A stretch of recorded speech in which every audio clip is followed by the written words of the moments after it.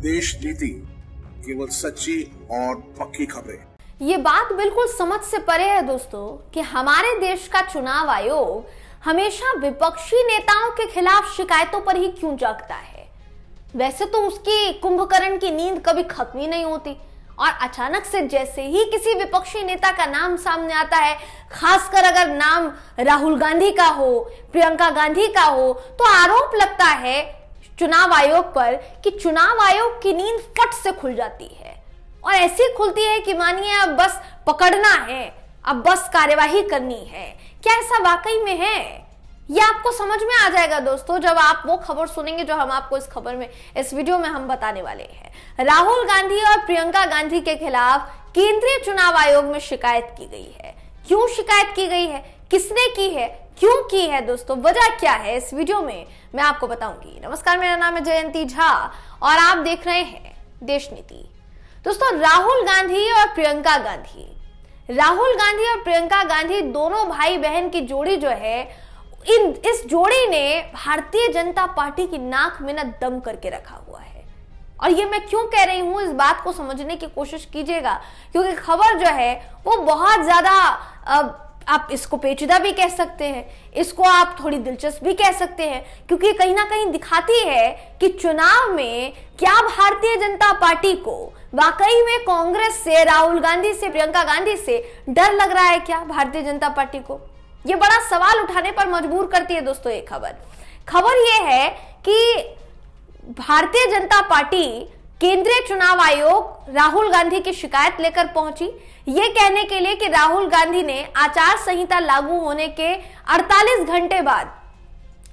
घंटे बाद एक ट्वीट किया, जिस ट्वीट में वो अपनी सरकार की या अपनी पार्टी की तमाम घोषणाओं का चुनाव प्रचार कर रहे थे, जो कि आदर्श आचार संहिता का उल्लंघन है, ऐसा बीजेपी ने कहा। एग्जैक्ट क्या कहा वो इस वक्त आपकी स्क्रीन पर मैं आपको एक खबर दिखा रही हूं दोस्तों, ध्यान से देखिए, सुनिए कि ये खबर जो है क्या है।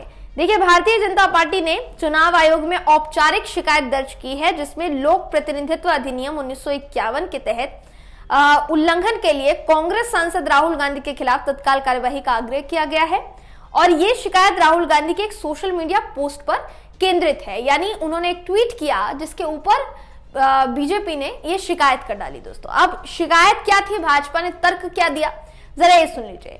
भाजपा ने तर्क दिया कि राहुल गांधी के सोशल मीडिया पोस्ट में स्वास्थ्य सेवा, गैस सब्सिडी, कृषि ऋण राहत, अंग्रेजी शिक्षा, अन्य पिछड़ा वर्ग आरक्षण से संबंधित बातें जो है वो शामिल है। साथ ही उन्होंने राजस्थान में चल रही मतदान प्रक्रिया में सक्रिय भागीदारी का आह्वान किया, जबकि चुनाव प्रचार 48 घंटे पहले खत्म हो चुका था, बंद हो चुका था। तो इनका यही कहना है कि जब चुनाव प्रचार बंद हो चुका था तो भी राहुल गांधी या प्रियंका गांधी इस तरीके की योजनाओं का चुनाव प्रचार जो है कैसे कर सकते हैं। भाजपा आगे ये भी आरोप लगाती है दोस्तों कि राजस्थान में मतदान के दिन इस तरीके का संदेश पोस्ट करना अधिनियम की धारा 126 के तहत अपराध है, जो किसी निर्वाचन क्षेत्र में प्रचार के समापन के 48 घंटों के भीतर किसी भी चुनावी सामग्री के प्रदर्शन पर रोक लगाती है। राहुल गांधी का ट्वीट जो है वो आपकी स्क्रीन पर इस वक्त आपको दिखा रहे हैं दोस्तों।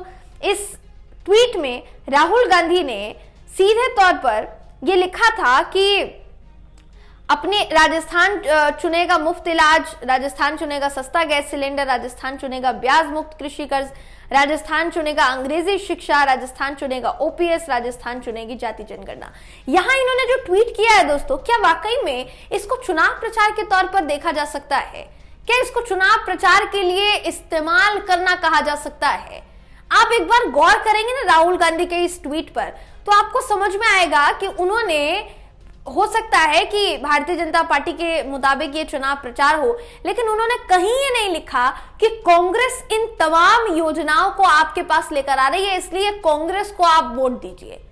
जबकि भाजपा के चप्पे चप्पे पर पोस्टर लगे थे कि 150 का आपको, माफ कीजिएगा, 450 का आपको सिलेंडर मिलेगा और 450 के सिलेंडर में आपको बस करना यह है कि भाजपा को आपको वोट देना है। हालांकि वो आदर्श आचार संहिता लगने के बाद हटा दिए गए होंगे, ये तो हमें उम्मीद है, लेकिन इस उम्मीद पर भी भाजपा कितनी खरी उतरी होगी दोस्तों, इस पर फिलहाल हमें शक ही है। तो राहुल गांधी के ट्वीट को लेकर सवाल उठाए गए हैं, जबकि उन्होंने आगे ये लिखा है कि बड़ी संख्या में जाकर आप अपने मतदान का प्रयोग करें, इस्तेमाल करें, मताधिकार जो है उसका इस्तेमाल करें, चुनिए जनता की हितकारी गारंटी वाली कांग्रेस सरकार, ये इन्होंने कहा है। अब देखिए यहां पर इन्होंने बेशक तमाम योजनाएं जो है लिखी हैं, लेकिन इन्होंने ये नहीं लिखा है कि ये तमाम योजनाएं जनता को कांग्रेस सरकार दे रही है, इसलिए आपको कांग्रेस को ही वोट देना चाहिए। हो सकता है कि नियमों के मुताबिक ये जो पूरा ट्वीट है ये चुनाव आदर्श आचार संहिता के नियमों का उल्लंघन हो दोस्तों, हो सकता है ये, वो तो चुनाव आयोग आगे बताएगा जब इस पर संज्ञान लेगा। लेकिन सवाल ये भी उठता है कि ऐसी कितने नियमों का, कितने कानूनों का उल्लंघन भारतीय जनता पार्टी कई बार कर चुकी है। खुद प्रधानमंत्री नरेंद्र मोदी जी मंच से खड़े होकर आदर्श आचार संहिता लागू होने के बावजूद भी बहुत कुछ कह चुके हैं, या आप कह सकते हैं निर्वाचन आयोग, चुनाव के कुछ नियम होते हैं, निर्वाचन आयोग उसको पहले क्लियर कर चुका था। प्रधानमंत्री मोदी जी उन तमाम कानूनों को बिल्कुल परे रखकर और बयानबाजी कर रहे थे। क्या ये बयान निर्वाचन आयोग के नियमों के खिलाफ नहीं है कि बटन ऐसा दबाओ कि लगे कि सामने वाले को आप फांसी दे रहे हो? क्या ये बयान नहीं है? क्या इस पर संज्ञान नहीं लिया जाना चाहिए? प्रधानमंत्री मोदी जी ने दिया था, कहां दिया था ये आपको याद होगा दोस्तों। और इसके अलावा मोदी जी कई ऐसे बयान दे चुके हैं जो कि कहीं ना कहीं चुनाव आयोग के नियमों का उल्लंघन है। चुनाव के समय में वो नियमों का उल्लंघन है, लेकिन उसके खिलाफ क्या एक्शन लिया गया? आप अगर वाकई में ऐसा लगता है कि यहां एक्शन होना चाहिए तो आप बेशक एक्शन लीजिए, लेकिन दोनों तरफ एक्शन लीजिए। तराजू का एक पलड़ा भारी नहीं होना चाहिए, क्योंकि फिर आप निष्पक्ष कतई नहीं कहलाएंगे। मैं चुनाव आयोग की बात कर रही हूं। चुनाव आयोग ने शुरुआत में ही कहा था निष्पक्ष चुनाव होंगे, सब कुछ निष्पक्ष होगा, लेकिन क्या ये निष्पक्ष है? एक बड़ा सवाल है दोस्तों। राहुल गांधी पर भारतीय जनता पार्टी ने जो आरोप लगाया है, ऐसा ही आरोप जो है प्रियंका गांधी पर भी लगाया गया है। प्रियंका गांधी पर भी यही आरोप है कि उन्होंने भी नियमों का उल्लंघन किया है, बिल्कुल इसी तरीके से उल्लंघन किया है।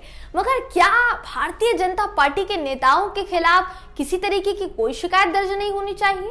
क्या उनके खिलाफ कार्यवाही नहीं होनी चाहिए? ये एक बड़ा सवाल है दोस्तों जो इस वक्त उठ रहा है। इस पूरी खबर को लेकर आप क्या सोचते हैं? आपकी क्या राय है? कमेंट करके जरूर बताइएगा। वीडियो अगर आपको पसंद आया हो तो वीडियो को लाइक कीजिए, शेयर कीजिए, चैनल को सब्सक्राइब करना बिल्कुल भी ना भूलें। फिर मुलाकात होगी आपसे अगली वीडियो में, तब तक के लिए नमस्कार। आपका एक सब्सक्राइब हमारे लिए महत्वपूर्ण है। देश नीति को अभी सब्सक्राइब करें और बेल आइकन को दबाना ना भूलें।